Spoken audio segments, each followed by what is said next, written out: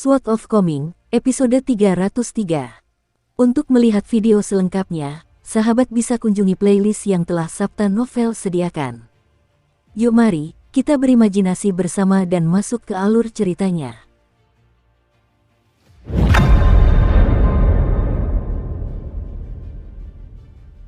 Menurut kronik Gunung dan Laut, terdapat banyak dewa dan roh gunung di benua daun payung, dan memang demikian adanya. Selama perjalanannya, Chen Ping'an secara aktif menghindari tempat-tempat yang kaya akan energi spiritual atau yang jelas-jelas menyimpan bahaya tersembunyi, tetapi dia tetap tidak dapat sepenuhnya terhindar dari bahaya. Misalnya, suatu malam, dia melihat sebuah kota yang terang benderang. Dia tidak memiliki peta karena distribusi peta diawasi dengan ketat di semua kerajaan, bahkan lebih ketat daripada senjata, dan dia ingin mengisi kembali persediaan, jadi dia mengikuti cahaya dan menuju ke kota. Kota itu tidak memberlakukan jam malam, tetapi ada penjaga di gerbang kota yang memeriksa paspor. Setelah memasuki kota, Chen Ping'an mencoba menyewa kamar di sebuah penginapan, tetapi pemilik penginapan menolak memberinya kamar, dengan alasan bahwa ia tidak menggunakan mata uang yang tepat. Setiap negara memiliki koin tembaga khusus masing-masing, jadi jika Chen Ping'an mencoba membayar menggunakan koin tembaga, maka masuk akal jika dia ditolak, tetapi agak aneh bahwa pemilik penginapan menolak untuk menerima perak. Untungnya, pemilik penginapan memberi Chen Ping'an beberapa petunjuk ke tempat di mana dia bisa menukar emas dan perak dengan mata uang setempat, dan dia bisa kembali setelah mendapatkan mata uang yang dibutuhkan. Chen Ping'an mengikuti instruksi dan menuju ke sebuah toko dengan konter yang sangat tinggi, hampir 1,5 kali tinggi orang dewasa.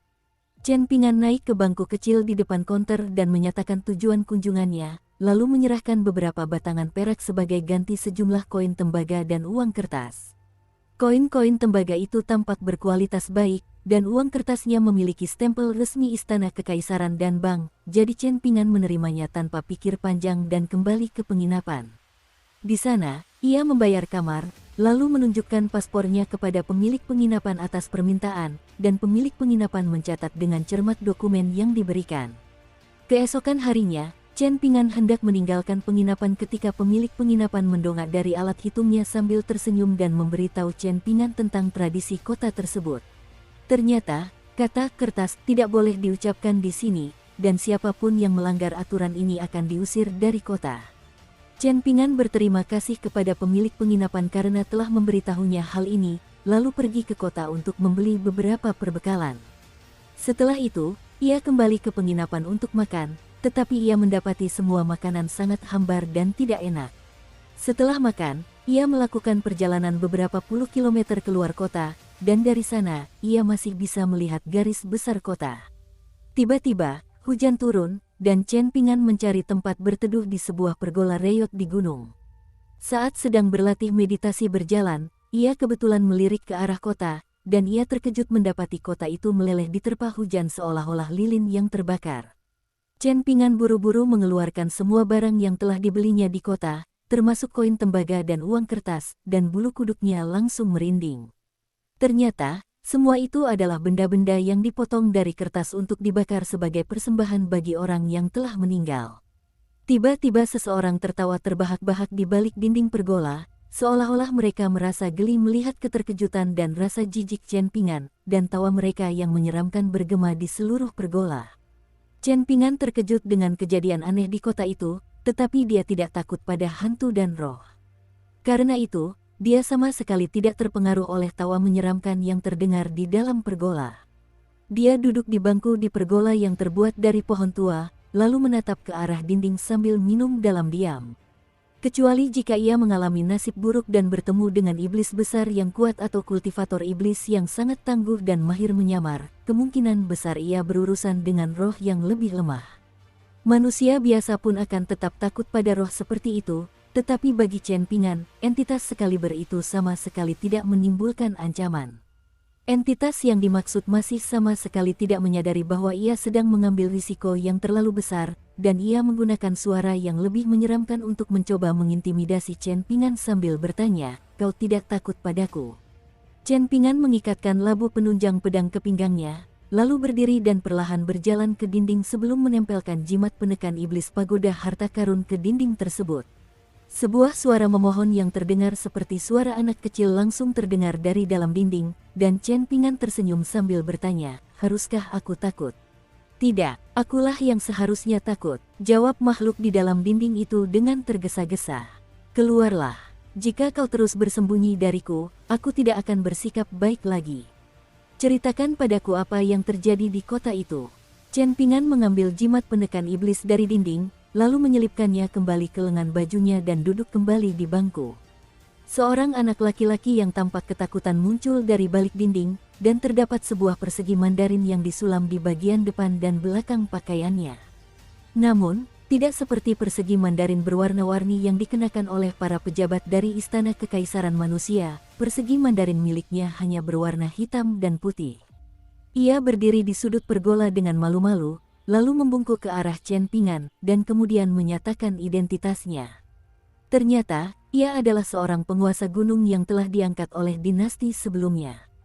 Setelah pergantian dinasti, dia secara otomatis menjadi tidak dibutuhkan lagi, dan tanpa statusnya sebagai penguasa gunung, tingkat kultivasinya yang sudah rendah semakin terpuruk. Ia dulunya adalah putra kesayangan seorang jenderal perbatasan, tetapi meninggal sebelum genap berusia 7 tahun.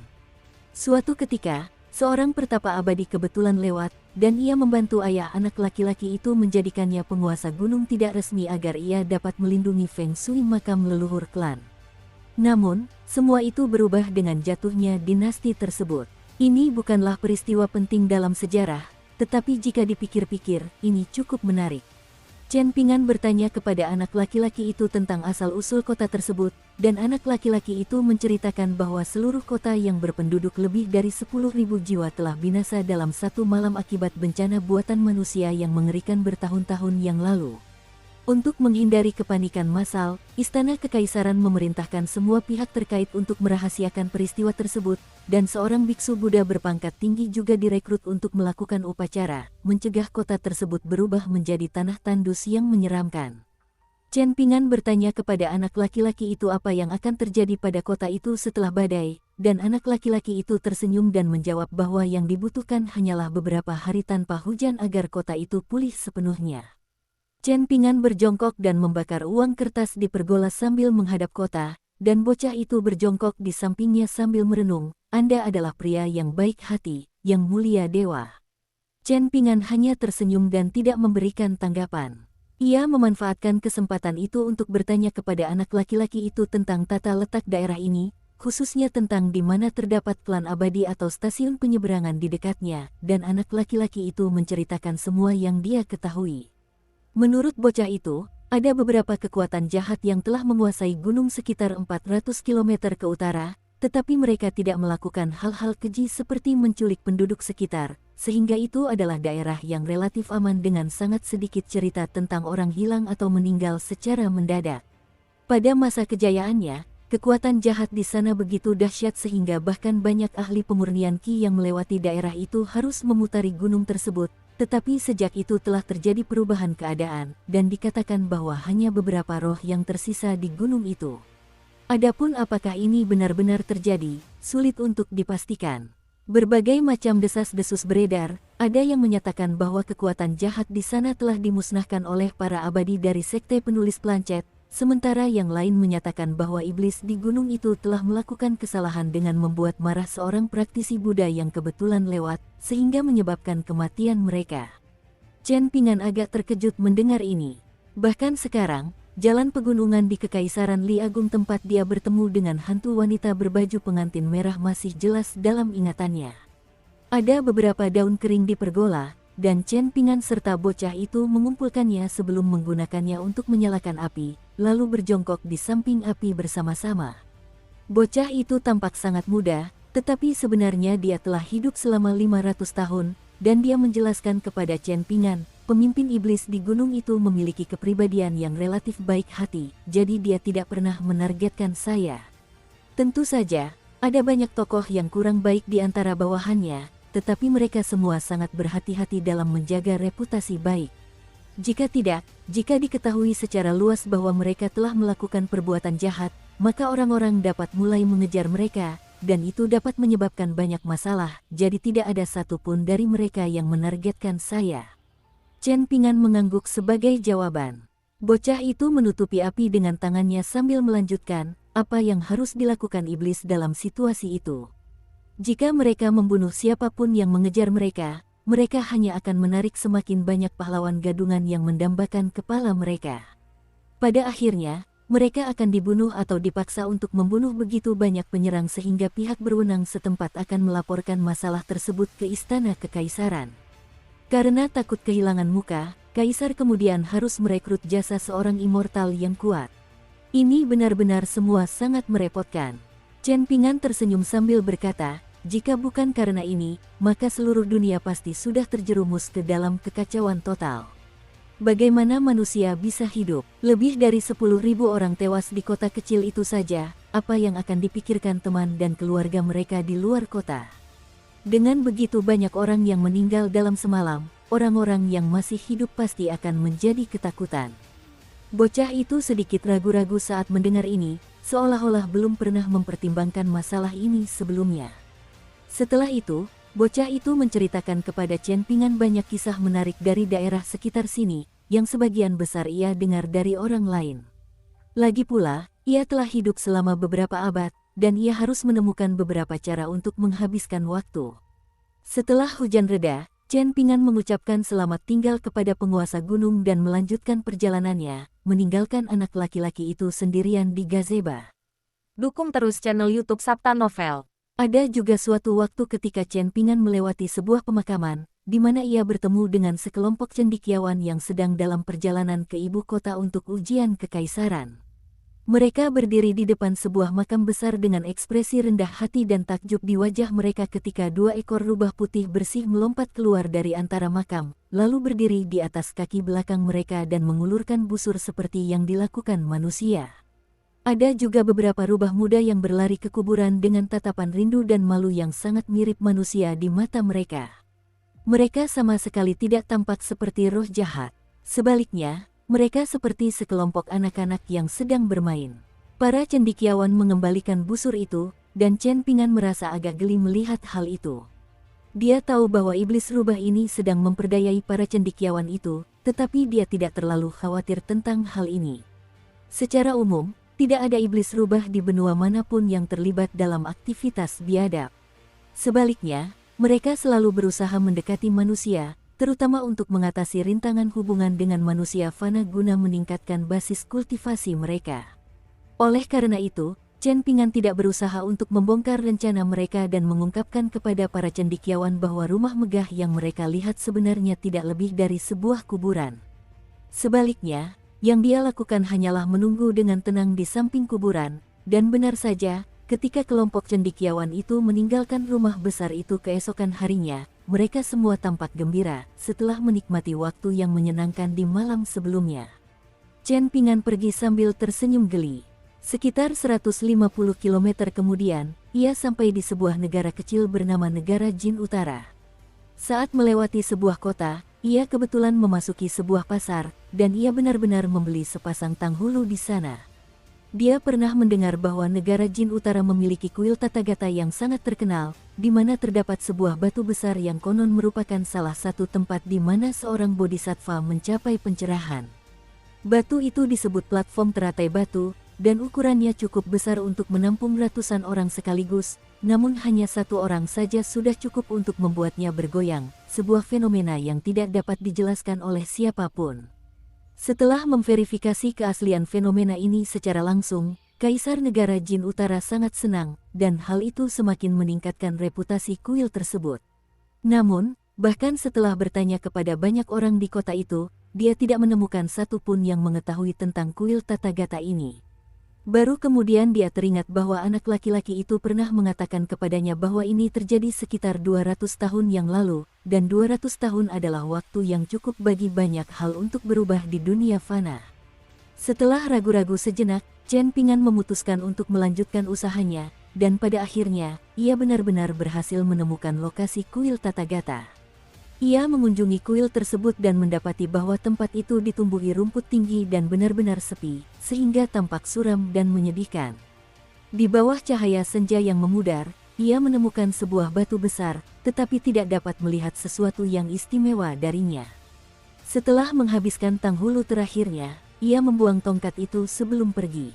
Tidak lama setelah Chen Ping'an meninggalkan kuil yang bobrok itu, sesosok kecil menjulurkan kepalanya dari balik batu besar, lalu duduk di atas batu itu dalam diam. Ternyata, alasan sebenarnya mengapa platform teratai batu bergoyang adalah karena roh batu nakal dalam wujud sosok teratai kecil suka bersembunyi di dalamnya. Setiap kali seseorang mencoba menggoyangkan batu besar itu, batu itu akan langsung bergoyang dari sisi ke sisi dengan gembira, dan batu itu pun akan ikut bergoyang, sehingga menimbulkan kesalahpahaman. Namun, suatu hari, ia bosan dengan permainan ini, dan sejak saat itu, platform teratai batu hanya bergoyang sesekali ketika ia sedang ingin bermain. Akhirnya, batu itu berhenti bergerak sama sekali karena roh batu telah meninggalkannya untuk berkelana jauh dan luas mencari teman. Setelah sendirian sepanjang hidupnya, ia merasa kesepian. Pada akhirnya, ia berhasil menemukan dua teman, yaitu roh ular dan roh rusa. Roh batu yang berhati murni itu ditipu oleh kedua temannya sehingga menyerahkan salah satu lengannya dan salah satu kelopak bunga teratainya. Namun, ia tetap bertekad untuk menemukan teman, dan akhirnya, ia menemukan roh bunga yang tidak meminta apapun darinya. Ia membawanya kembali ke platform teratai batu, dan mereka bermain bersama serta mengerjai para turis. Namun, suatu hari, ia bangun dan mendapati bahwa platform teratai batu telah sepenuhnya terkuras energi spiritualnya, dan roh bunga itu juga menghilang. Setelah itu, platform teratai batu secara bertahap terlupakan hingga akhirnya hilang sama sekali, dan yang tersisa hanyalah roh batu kecil dengan satu lengan tersisa, duduk di tepi platform sambil mengayunkan kakinya perlahan ke depan dan ke belakang. Ia terkadang merasa sedih karena tidak tahu apakah ketiga temannya saat ini baik-baik saja. Jika keadaan mereka tidak baik, mengapa mereka tidak datang untuk melihatnya agar hal itu bisa menghibur mereka? Jika mereka sedang sukses, mengapa mereka tidak datang untuk menonton agar bisa merayakan bersama? Tiba-tiba, roh batu itu menoleh dan menemukan sosok berjubah putih duduk di ujung batu yang lain, sedang minum sambil menghadap matahari terbenam. Setelah menyadari tatapannya, sosok berjubah putih itu tersenyum padanya, dan roh batu itu sangat ketakutan sehingga langsung berdiri sebelum menghilang ke dalam batu raksasa. Chen Ping'an tertawa terbahak-bahak saat melompat turun dari batu, dan barulah saat itulah ia benar-benar meninggalkan kuil Tathagata. Hanya setelah bersembunyi di dalam batu untuk waktu yang lama, roh batu itu berani menjulurkan kepalanya sekali lagi, dan setelah melihat sekeliling untuk memastikan bahwa sosok berjubah putih itu sudah tidak ada lagi, ia berjalan menuju tempat sosok itu duduk sebelumnya. Di sana, matanya membelalak melihat koin yang tertinggal di atas batu. Sebagian besar roh di dunia suka mengonsumsi mata uang abadi untuk bertahan hidup, dan Chen Ping'an telah meninggalkan koin kepingan salju kepada roh batu itu sebagai isyarat niat baik tanpa mengharapkan imbalan apapun. Namun, Chen Ping'an baru saja meninggalkan kota dan memasuki pegunungan ketika ia melihat roh batu berdiri di jalan di depan, menatapnya dengan mata berkaca-kaca sambil memegang koin kepingan salju. Roh batu itu tampak gembira sekaligus sedikit gelisah melihat Chen Ping'an. Chen Ping'an perlahan mendekati roh batu itu, tetapi roh batu itu selalu sangat penakut dan langsung menghilang dari tempat itu. Ia terus mengikuti Chen Ping'an dari jauh, menghilang setiap kali Chen terlalu dekat, dan tak lama kemudian, mereka telah menempuh perjalanan beberapa puluh kilometer bersama. Pada titik ini, Chen Ping'an tidak lagi berusaha mendekatinya, melainkan membiarkan roh batu itu mengikutinya dengan sendirinya. Tak lama kemudian, Chen Ping'an memasuki hutan yang diceritakan oleh bocah itu, dan medan di hutan itu memang sangat berbahaya. Saat hendak keluar dari hutan, ia bertemu dengan sesosok roh yang tampak gila, terhuyung-huyung dengan pakaian compang camping sambil bergumam berulang-ulang dengan suara sedih, bagaimana mungkin seseorang yang begitu kejam bisa menjadi Buddha? Bagaimana mungkin seseorang yang begitu kejam? Roh batu itu sangat ketakutan melihat roh yang gila itu sehingga ia bergegas menghampiri Chen Ping'an dan bersembunyi di balik kakinya. Sejak saat itu, semua kewaspadaan yang dimiliki roh batu terhadap Chen Ping'an lenyap sepenuhnya, dan roh batu itu selalu berlarian di sampingnya atau duduk di bahunya. Setelah itu, Chen Ping'an dan rekan barunya melewati sebuah negara yang porak-poranda akibat perang dan dilanda tragedi, memaksa sekelompok pahlawan untuk memberontak dan merebut kekuasaan negara tersebut untuk mengakhiri semua penderitaan. Selama berada di negara itu, Chen Pingan mendengar banyak sekali kisah tentang perbuatan heroik ke-36 orang itu, tentang kemurahan hati mereka yang luar biasa, yang hanya dapat ditandingi oleh kemampuan bela diri mereka yang luar biasa dan kekuatan super manusia. Tentu saja, Chen Pingan tidak mempercayai semua cerita itu, tetapi dia tentu saja tidak keberatan bertemu dengan para pahlawan ini jika kesempatan itu muncul. Bahkan jika mereka tidak mau minum bersamanya di meja yang sama, dia merasa puas hanya dengan merasakan sedikit semangat kepahlawanan mereka dari jauh. Chen Pingan pergi mencari orang-orang heroik ini, dan dalam prosesnya, ia dituntun ke sebuah restoran tak bermoral yang menjual bakpao kukus berisi daging manusia. Kelompok pedagang yang bepergian bersamanya semuanya pingsan, jadi dia berpura-pura melakukan hal yang sama juga, dan dia diikat sebelum dibawa ke belakang toko, di mana dia dilempar ke atas papan potong yang panjang. Setelah itu, seorang pelayan berjalan ke arah mereka, menguap sambil mengacungkan pisau pengupas tulang. Di kota terdekat, seorang algojo hendak memenggal kepala seorang bandit ketika beberapa lusin orang menyerbu tempat eksekusi, dipimpin oleh seorang pria bertubuh besar yang memegang sepasang kapak. Dia tertawa terbahak-bahak sambil menebas dan mengiris jalannya menembus kerumunan, membunuh semua orang di jalannya, tanpa memandang apakah mereka tentara atau warga sipil yang sedang menonton. Hanya setelah mendapat teguran dari seorang pria pendek berkulit gelap, pria yang memegang kapak itu dengan malu-malu menghentikan amukannya, dan semua niat membunuh lenyap dari matanya. Pria berkulit gelap itu melirik pria yang memegang kapak, lalu melambaikan tangan untuk mengusirnya. Raut lelah kemudian muncul di wajah pria itu, tetapi itu diimbangi oleh rasa lega dan gembira. Ia memasang sikap yang sangat tegas dan sinis saat memarahi pria yang membawa kapak itu, tetapi saat ini ada senyum tersungging di bibirnya saat ia memperhatikan pria yang membawa kapak itu berjalan pergi dengan langkah berat. Setelah menyelamatkan buronan yang akan dieksekusi, sekelompok pria menaiki kuda yang telah disiapkan di dekat situ sebelumnya, lalu bergegas keluar kota, dan tidak ada seorang pun tentara yang berani mengejar mereka. Setelah meninggalkan kota, kelompok pria itu berada dalam suasana riang gembira dan penuh perayaan saat mereka menuju ke restoran milik mereka, hanya untuk mendapati bahwa pasangan yang biasa mereka temui di sana telah menghilang. Sebagai gantinya, hanya ada seorang anak laki-laki berjubah putih dengan pedang panjang yang diletakkan di atas meja di depannya. Tak lama kemudian, Chen Pingan meninggalkan restoran tersebut, setelah mengakhiri hidup sebagian besar pria di sana. Mereka semua dianggap sebagai pahlawan di mata masyarakat umum, dan mereka memang gugur secara heroik, tanpa ada satupun dari mereka yang memohon belas kasihan atau melarikan diri untuk menyelamatkan nyawa mereka. Adapun para pria yang selamat, sebagian besar dari mereka sangat pendiam, atau segera menarik diri dari pertempuran setelah menderita luka sekecil apapun. Mereka tidak mengutuk Chen Pingan, dan mereka juga tidak tampak berniat membalas dendam. Sebaliknya, hanya ada tatapan kosong dan bingung di mata mereka, seolah-olah mereka bertanya-tanya keputusan hidup apa yang telah membawa mereka sampai ke titik ini.